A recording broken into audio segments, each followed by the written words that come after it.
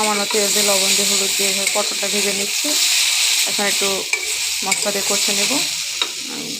আর এই যে আমি সামান্য পরিমাণ জিরা দিয়ে একটু কাঁচামরিচ, পেঁয়াজ আর রসুন দিয়ে এভাবে কষে নেব, কারণ আমার এখানে মশলা বাটার কোনো জায়গা নেই, তো আমি এভাবে রান্না করি। আমি জায়গা না থাকার কারণে আমাকে এভাবে রান্না করতে হয়।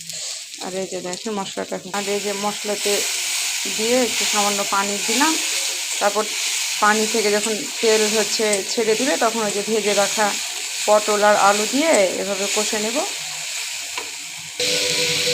আর এই যে মশলা থেকে তেল ছাড়ার পর আমি এই যে ভেজে রাখা পটল আর আলু এভাবে দিয়ে মশলা দিয়ে এভাবে কষে দেবো। কিছুক্ষণ কষে নেওয়ার পর সামান্য পরিমাণ পানি দিয়ে তারপর পানিটা একটু সিদ্ধ হলে এই যে মাছ দিয়ে এভাবে নামাই দেবো নেবে। আর এই যে এখন আমি ঝোলে দিয়ে দেবো ভেজে রাখা মাছ। আর আমার তরকারি প্রায় শেষের দিকে। এই যে আমি ভেজে রাখা মাছ ঝোলের মধ্যে দিয়ে দিলাম। আর কালারটা দেখেন মাশাআল্লাহ কত সুন্দর এসেছে। আর এই যে আর অল্প একটু ঢেকে রাখবো, আর পানিটা একটু শুকালে আমি নামাই দেবো তরকারি।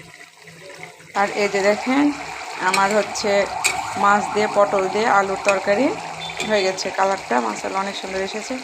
এই যে আমার তরকারি।